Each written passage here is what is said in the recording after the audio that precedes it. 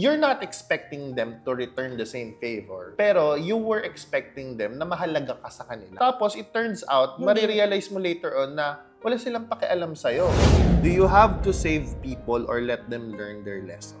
As much as we can, no, we save people, pero there will come a point na we will let them learn sa sarili nila. Kasi kapag hindi natin sila binibitawan or parang hindi natin sila hinahayaang talagang maramdaman yung challenges ng buhay, they're too dependent sa atin or even sa tao sa paligid nila. Challenges ko. Kasi ako, nung naging capable na ako, ang perspective ko talaga was to save as many people as I can in terms of helping them in any form of help. Ang na-realize ko, hindi pala ganun ang tingin nila sa akin. Di ba? Parang you're not expecting them to return the same favor, pero you were expecting them na mahalaga ka sa kanila. Tapos, it turns out, marirealize mo later on na wala silang pakialam sa'yo. Yeah, true. They just needed your help. Correct. And then, nung nabigay mo na, you're still not important.